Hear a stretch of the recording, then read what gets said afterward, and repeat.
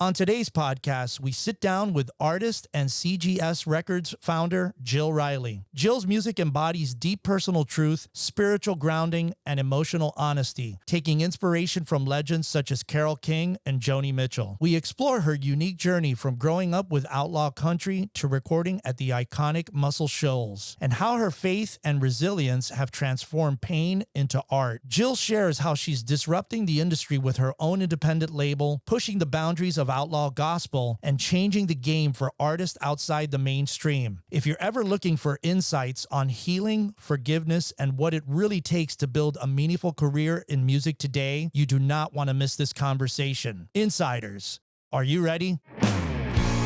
Welcome to MUBUTV's Music Business Insider Podcast, where our mission is to educate, empower, and engage artists and music business professionals who are dedicated to having a successful career in the new music industry. Here are your hosts, Ritch, Esra, and Eric Knight. Welcome back, Insiders, to another episode of the MUBUTV Music Business Insider Podcast, where our mission is to educate, empower, and engage your music career. On today's episode, we're excited to welcome singer, songwriter, label founder, and outlaw gospel trailblazer, Jill Riley. Jill's story is a powerful testament to resilience, artistic integrity, and spiritual grounding. From processing deep loss and generational trauma to building an independent label that challenges mainstream conventions. In our conversation, Jill shares how her upbringing, influenced by the sounds of Carole King, Linda Ronstadt, and outlaw country, ignited her unique musical voice. She talks about the impact of her faith in helping her move through pain toward forgiveness and healing. And she reveals how the spiritual energy of Muscle Shoals shaped her creativity in the studio. We explore her groundbreaking work with CGS Records, what it takes to build an independent label from the ground up, the challenges of balancing artistic conviction with the business side of music, and how she leverages the legacy of Nashville to create something truly new with Outlaw Gospel. Plus, Jill delivers invaluable advice for artists navigating today's music industry and recommends the films and books that have been the most inspiring on her journey. If you're looking for a raw, inspiring, and honest conversation about music, healing, and building your own path on your own terms, you can't afford to miss this episode. But first, a word from our sponsor. Hey, Insiders! Are you an aspiring musician, artist, band, or future music business professional looking to take your career to the next level? Well, look no further. At MUBUTV, we offer personalized career counseling and coaching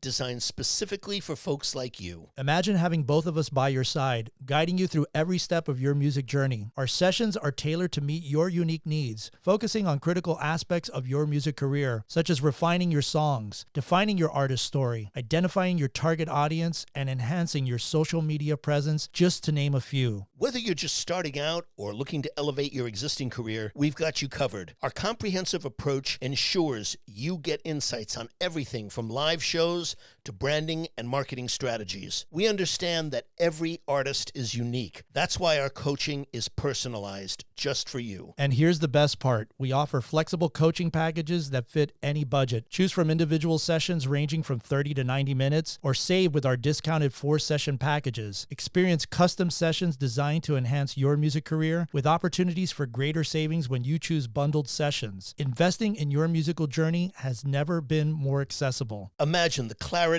and direction you'll gain after just one session. The feedback on your songs, the strategies to grow your audience, and the confidence to perform live, all tailored just for you. So why wait? Don't let uncertainty hold you back. Join us for your free 15-minute discovery call at book.mubutv.com for a transformative coaching experience that will elevate your music career. That's book.mubutv.com.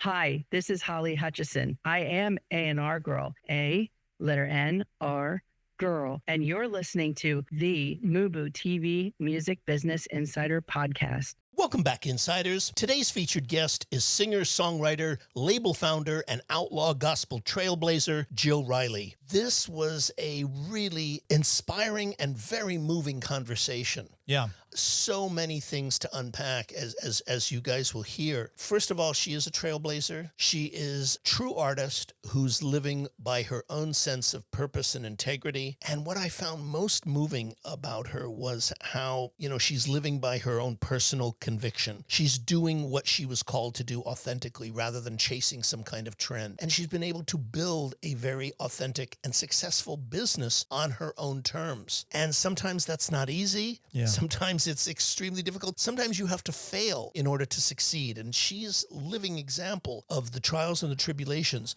of what that takes. And that's what was so moving to me about this. Yeah, this is another one of those, like our other guests that we've had in the past, Jim Wilson, which, and these connect with me on deep levels as an artist because I love what she talked about, letting life events fuel art and how she channels personal struggles with loss and grief into her music, demonstrating how living through hardship can inform your artistry at a deep level. And I can definitely relate to that. And a lot of you guys that are out there that are writers and artists, we tend to, and I don't know why that is, why that pain motivates and fuels the convictions and creative artistry in writing music. But I feel that seems to be an underlying thread. I mean, it could also be happiness, but it seems like through history, artists have been more, I guess the great songs have come through emotional pain. Yeah. I mean, as you were speaking about that, Eric, I was thinking about, our interview with the great John Kalodner. Yes. Where he said, all great art comes from psychic pain. Yes. Yeah. Yeah. And I couldn't say it better myself. And with that, insiders, sit back, relax, and enjoy our featured conversation with Jill Riley. Jill, welcome to the show. Thank you so much. Thank you. I'm so looking forward to these questions. Well, we are too. We're so glad we're so glad to have you.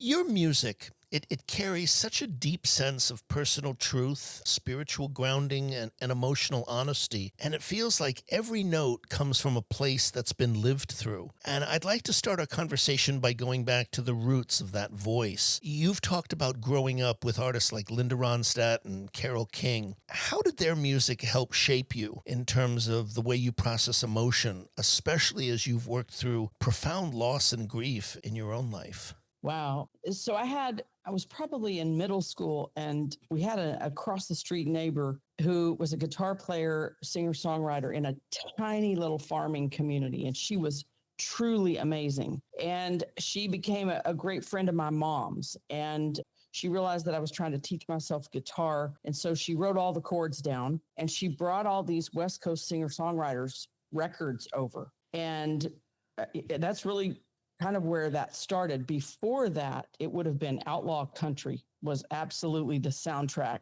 to my life, and specifically Jesse Coulter.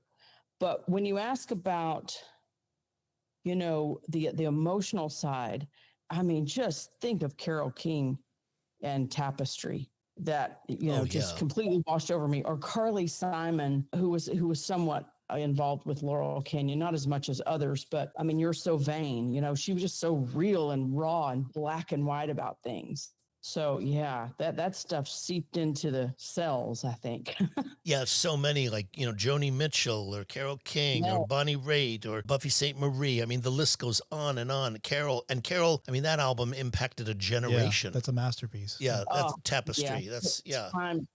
Yes. I'm actually headed out this week to LA and Laurel Canyon, and I'm going to do a phone documentary. I'm not even really sure what this looks like, but about exactly what we're talking about. How did that influence me and so many others? But yeah, thank you so much for joining us, Jill. It's a real pleasure to have you on the show. I wanted to ask you, your mom's strength has clearly been a guiding force for you. How has her resilience shaped the way you move through your own healing, especially with generational trauma in the picture? Yes. I tell you, almost on a daily basis, I say to myself, if she could get through that, I can get through it. I can get up and do what I'm here to do. There's not a more powerful picture of resilience in my life other than her.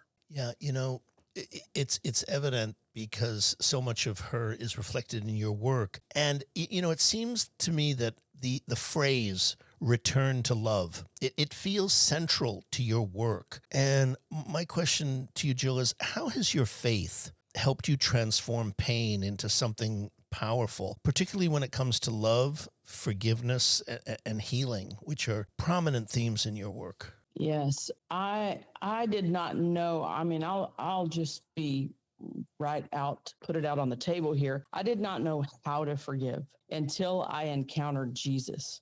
And through a process of the Holy Spirit, the Lord, showing me to trust him and go back to traumatic memories. And in the way that I went back, I saw it from different perspectives, which enabled me or empowered me by grace to forgive. And before that, I really did not, okay, I forgive. It's just a statement, but it's not something that actually happened within me until that. And it is so freeing to truly forgive and make a habit of it. Like you live in a state of forgiveness, not just, yes, you do need to sit down and say, okay, that situation really hurt or really sucked, and I've got to do the forgiveness. But live in a state of, we're all human. We live in a fallen world. We all do stuff, we shouldn't do, and just live in that state of forgiveness and non-judgmental mentality. Yeah, I'm sure you've heard the expression before, as I'm listening to you and you get this on a cellular level based on what you just said. Mm-hmm. It was always taught to me that, and I didn't get this until I was older, that forgiveness is not about the other person. It's about yourself, and it's about being able to continue, and it's about building resilience. And you just spoke about that in terms of, the deeper lessons that you learned around it. And that to me is what I think was so interesting about your own journey. That is a true statement, that forgiveness is not about the other person. It's really about you. And there's such a freedom that comes. But I would add to that, it is also about the other person. Because if I'm walking in unforgiveness towards a person, I still kind of have them trapped. But I hear that statement, and I absolutely believe in it. And it wasn't until I had those encounters that I realized, wow, true forgiveness is so freeing. But it's the open door to reconciliation, So it is for both people, I believe. Let me ask you, Jill, recording at Muscle Shoals was clearly a spiritual and creative experience. Were there moments in the studio that felt like emotional breakthroughs for you?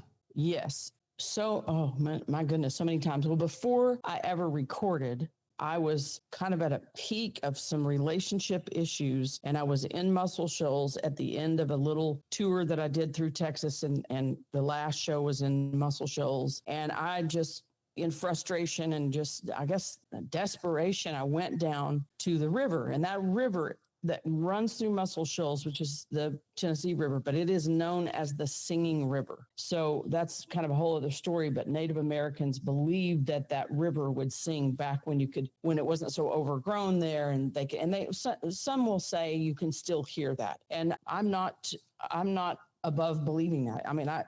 I could believe in that. So I went down to the Singing River and had never gone down to this river or sat on the side of it. And I really was open to, whatever might happen there. And what happened was I heard God say, would you come to Muscle Shoals and bare your soul? And I knew what that meant. Would you come to Muscle Shoals Sound and record? And it was kind of daunting, but I gave it an immediate yes. If you're asking me, I'm saying yes. So in the studio, I believe that I came into that studio in this very interesting time and space. And that is where the Swampers, most of the Swampers have already moved to heaven. And David Hood and Spooner are still there. They're still recording a little bit, but there's a whole new breed of kids. And they were all mentored by those guys. And they are now running that studio. And Chase Brandon specifically, he was there. He was mentored by Jimmy Johnson. And at the time, he was actually the only engineer around. And so I just find it really interesting that I was privileged to record this record right there on that bridge, right between the Swampers and these new kids. I don't have a name for them, but so that was one thing that kind of came on the back end. The very first moment that I had was I was sitting, and I have a picture of the chair. I'm sitting in a chair to do these guitar vocals, because that's actually all I went to do was just guitar vocals of some of these songs, right? And I kind of had that feeling of, it's a twofold feeling. Do I really belong in this iconic studio? Like, I'm not sure I'm worthy of sitting on the chair I was sitting on was David Hood, the bass player's chair, and like, am I worthy? And I looked up on the wall and they have these styrofoam squares with circles cut out. And what they were the styrofoam packing for old meters, like gas meters or water meters. And they stuck those on the wall. And all of a sudden, I don't know, it just felt so like home because those guys were just that practical. And that's the kind of thing that I've done in the past. And it just, I don't know, something about that made me feel like, no, I absolutely belong. If they were here, they would be telling me I belong here.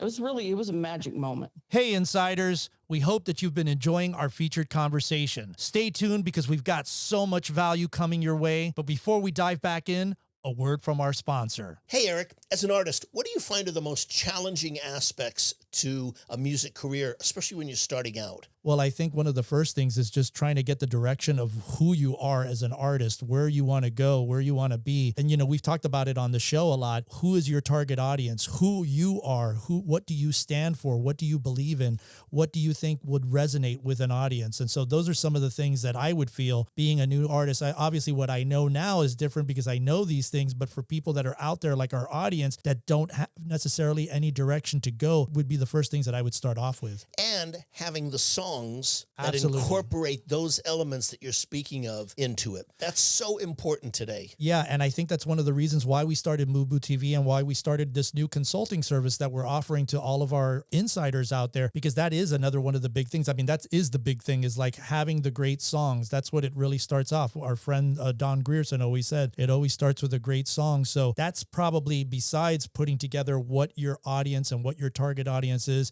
the single most important thing. Where are your songs at currently today? Are you collaborating with people? Are you trying to go out to networking events where you can connect with other songwriters and stuff like that? So yeah, and what are your strengths? Exactly.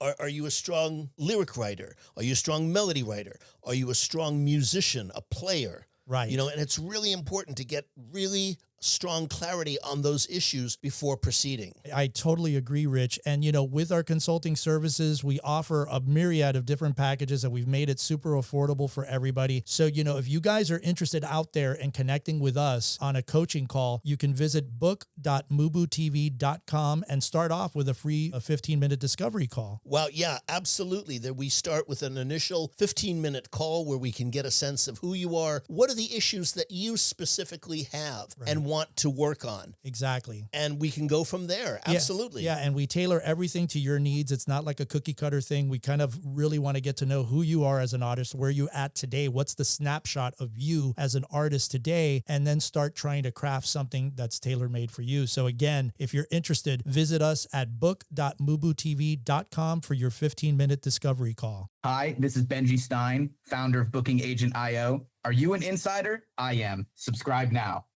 Yeah, it sounded like that when I read the interview with you where you talked about that and how you were down there just to make guitar and vocals, and then how it progressed, and then you got the players, and it was like there was some undercurrent of that this was meant to be. I wanted to ask you, have you seen the documentary on Muscle Shoals? On the studio? Yes. Yeah. Many times. Yes. Many times. Yeah, I show that to my students all the time. It's such a great documentary that talks about, the river, and that, some people put it's the Indians really believe that it had the powers. And I think it was Bono or one of them that said, that's where it really gets its strength. Or maybe it was Steve Winwood. One of them talked about that, and all of the incredible people that have worked there. Yes. Want to talk to you now, Outlaw Gospel, which is a term, okay, that you have used. It really pushes against the tradition in both country and gospel. And my question, Jill, is how does that sense of rebellion reflect your personal journey and your relationship with faith?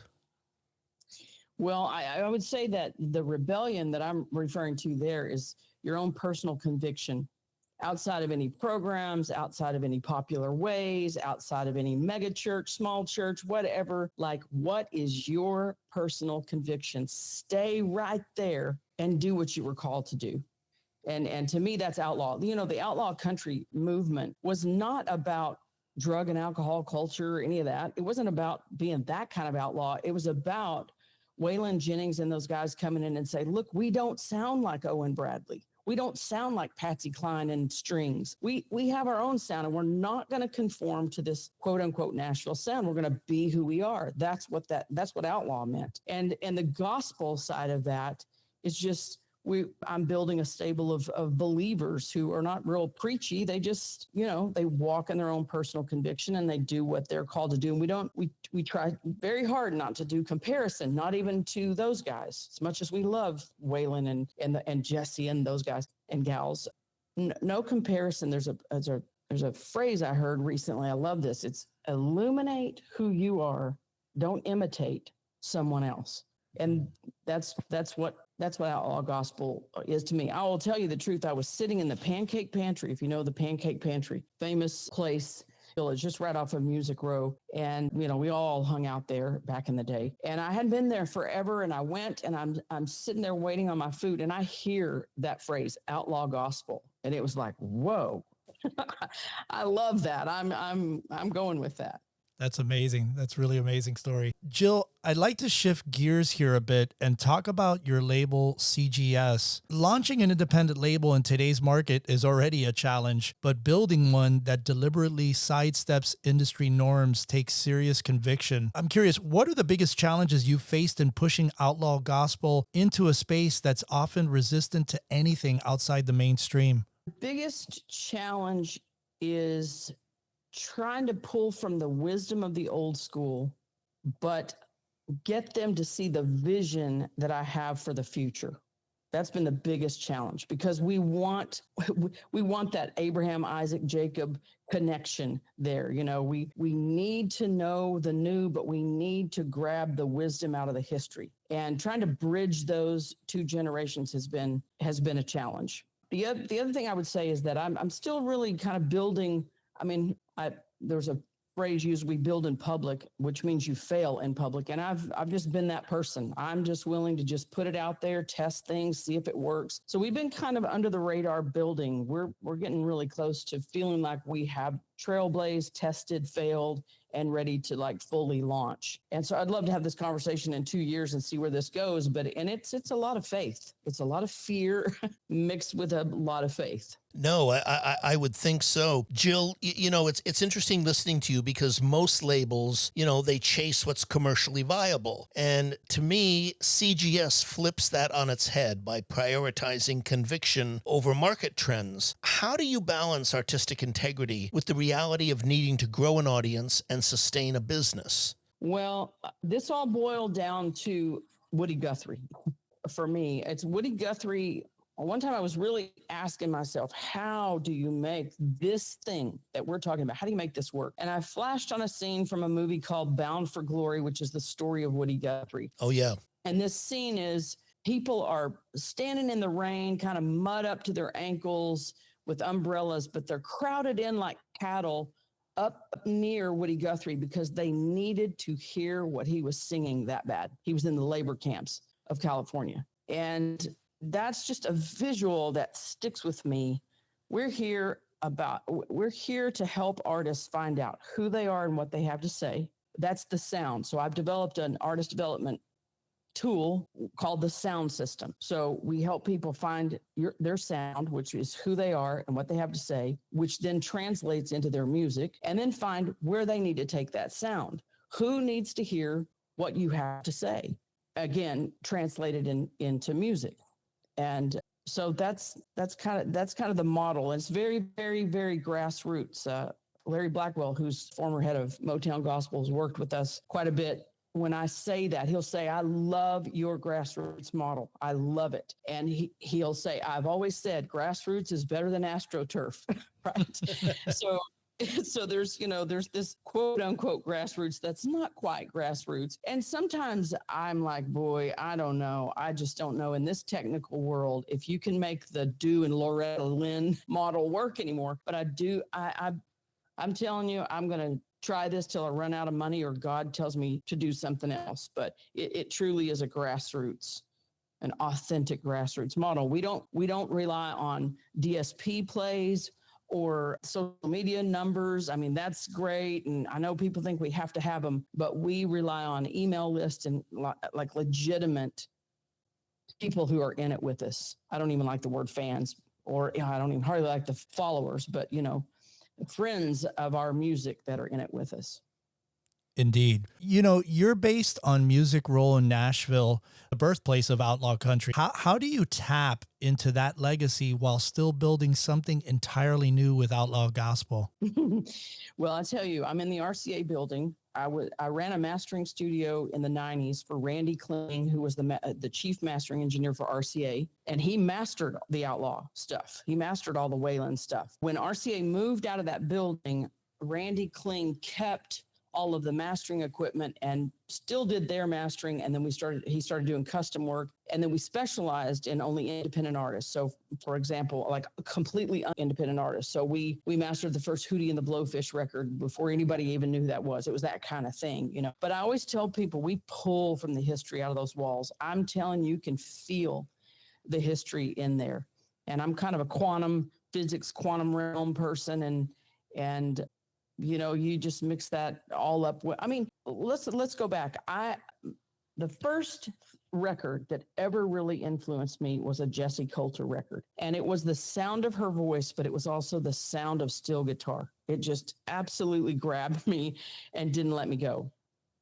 I come to Nashville many years later, and I had an accounting background because I'm a songwriter, but I like to eat. And so did my son. So I had this accounting background, but I didn't want to be perceived as an accounting person or a bookkeeper on Music Row. On Music Row, I wanted to be perceived as the songwriter that I am. So I interviewed for this job 3 times. And by the 3rd time, I'm like, I'm running out of money. Whatever this job is, if I get it, I've got to go with it.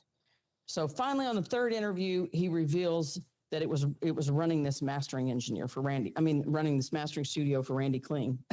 And I wind up, it's like a divine conveyor belt. I wind up with this influence from Jessie Coulter all the way into the RCA building with the mastering engineer who mastered all that outlaw stuff. It's just crazy. I have a hard time not believing there's a plan in all of that, Yeah, I was going to say, it sounds like it was meant to be. You were meant to have that job because that was part of your journey, Well, totally, because the other thing in specializing in independence, and we finally started making some money and we built an art department, and we were kind of the one last stop shop. So we would literally box up the CDs, for the artists, and they would walk out the door with this box of CDs, and incredible talent would come through there. And I would be like, yep, we're never going to hear from them again, because outside of a record deal, there was no option. Now this is pre-Napster, pre-99, and then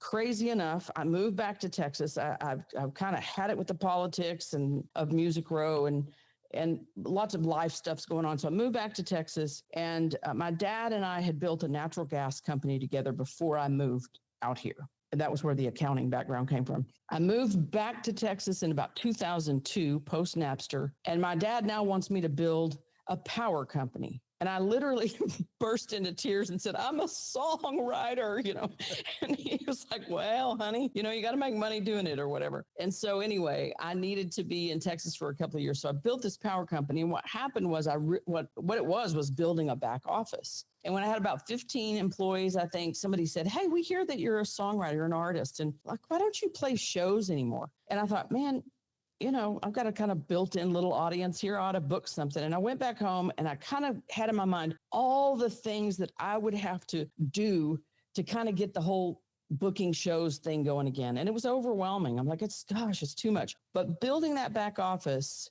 put the whole idea together. What independent artists need is a back office of team members who know what they're doing. Not your ex-girlfriend's mom selling T-shirts for you, that kind of thing. Like, no, a real team And that's part of what we're building there. It's a real service, a real label. You know, I want to ask you, throughout your life, have there been any books or films that you have found to be particularly inspiring, professionally speaking, that you could recommend to our audience? The first film that comes to mind is Harriet Tubman. If you have not seen that film, go see that film. Oh, yeah, I have seen it with Cynthia Erivo. Yes. Oh, my goodness, that film. That comes to mind, so much because, I mean, I am one that's pretty out loud about how corrupt the music business is. And I say that the music business operates on the same business principles as human trafficking. And, contracts were very enslaving. And we're at a place, we're 25 years past Napster. We're here to set the captive artists free, so to speak. And I'd always want to disclaimer that with, I've never met an evil person in the music business. I really haven't. They're good people who inherited a corrupt system because they wanted to do something fun and creative, and music is amazing, but it was just kind of this inherited corrupt system. And we're just here, and I'm not the only one. I've got associate companies that are very much about really finally changing that. Another movie that I would suggest is Searching for Sugar Man. Oh, yeah. It's movie. I have. That was an extraordinary documentary. You talk about fate and destiny after so many years. I think he was 70 when it started up again. Yeah. Something like that. Yeah. I'm so glad you bring up his age, because that is another thing. Age has nothing to do with anything anymore. Right. Exactly. And that film is a document of that. It totally is. But it's also such a vindicating documentary of he totally got ripped off. But then look what happened. And I don't want to give it away because, oh my goodness. Yeah, it's almost mystical what happened and how it happened and where it happened and how isolated the incident was. It was just him. It's not like that happened to 5 or 6 other people. It just happened to him. And the way they documented it is magnificent. So great. And one thing I always point out about that, in case people don't catch it, but one lyrical line of his encouraged those people to rise up, those young people to rise up against apartheid. And that line kind of flies by in passing, but man, just think of that. One lyrical line got a hold of these kids to rise up. It's extraordinary. Yeah. It's absolutely extraordinary. We'll definitely share that in the show notes for sure. Jill, after everything you've walked through, loss, healing, forgiveness, and a creative rebirth, what advice do you have for artists who are really committed to building a career for themselves in music? Never, ever, ever, ever give up. Isn't that Churchill? But the truth is, if you are truly talented, if you are not your gift, you came in with the gift. You got here with this gift. And if you're truly one of those, it is never going to go away. It's never going to leave you alone. So find out who you are, what you have to say, translate it to music, and find the people who need to hear it. Just take the thing to the goal line. Don't give up. That's great advice. Yeah. It's got to be a way of life. It's got, yeah. That's and your life artistically and business-wise certainly is a reflection of that. Jill, I want to ask you, how can people best reach you? Is it through the website? Is it through socials? What's the best way for people to connect? However you can reach me. I'm easy to reach. Any of the websites, any of my team members, if you contacted a team member, they would say, "Hey, this person wants to talk to you." Okay. All right. So we'll have. I read Facebook messages. I read DMs. I read texts.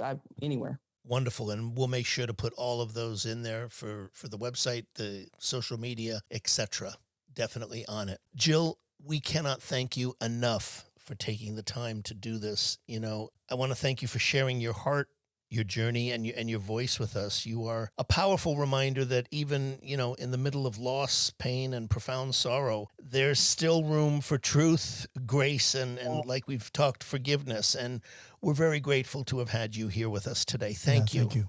Well, it's truly an honor, and I am truly thankful. And we are very thankful to you. Thank you for joining us. Man. So much to unpack here. Yeah. What a beautiful conversation, with an artist who has revealed her truth, her journey, her understanding of what makes her unique.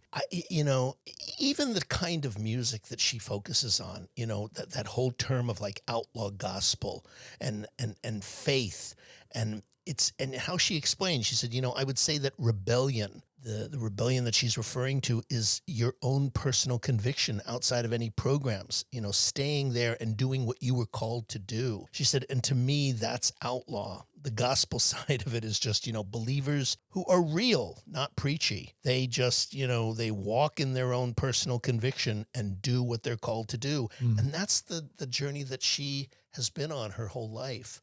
That's what was so inspiring about this, was someone who has not only talked the talk, but walked the walk, and has the results to show for that. Yeah, this was another inspiring one for me, along the lines of Jim Wilson that we recently had on the show. Yeah. And on the subject on forgiveness and being for you and for others, which this is something that I've had to learn over the years. And it is also about the other person, because if I'm walking in unforgiveness towards a person, I still kind of have them trapped. True forgiveness is so freeing, but it's the open door to reconciliation. So it's for both people, I believe. And that's so true, because I believe, you've gone through things in your life and you hold that, and that's still that animosity, and that thing will eat you up inside. So I loved what she talked about true forgiveness and letting that go for the other person as well as yourself. Yeah.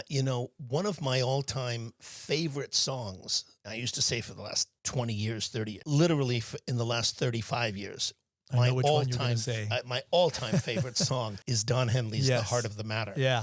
And it's precisely because of what you said. I mean, it's a song that deals with forgiveness. Right. That's what he takes you through, that amazingly brilliant journey. Powerful. And it's funny when he introduced the song not in the documentary, but in the live video that I saw, he said, of all the songs that I've written, and I'm thinking, this is Don Henley, the man's written some of the most iconic songs of the 20th century, and that's not an overstatement. No. He said, I've never gotten as much feedback or letters as I have for this next one. And I thought, for the man who's written, Hotel The American California, Songbook. exactly, that is saying something. Right. And, and then he goes into the heart of the matter, Yeah. which, ladies and gentlemen, for you younger listeners, if you have not heard it, this is a masterclass in yeah. great songwriting. Oh, You and just in must great check lyrical writing. Yeah, He encapsulates a story, so beautifully. Yeah. Yeah. When you can take a 3-minute song and something and just encapsulate everything and take you on a journey from beginning, middle, and end, that I agree with you, Ritch. It's one of the most beautiful songs. Yeah. It's really beautiful. Yeah. And it's tragic and sad and just everything. It's just about letting go. Letting go. And that's what he takes you through the pain and the problems, but he talks about, ultimately, it is about forgiveness, even if you don't love me anymore. He says that, but he talks about that fact of exactly what you said. If you don't let it go, it will eat you up. Right. It'll eat you up inside. And that's what I had to learn. That was eating me up inside, and just truly to forgive everybody and everything.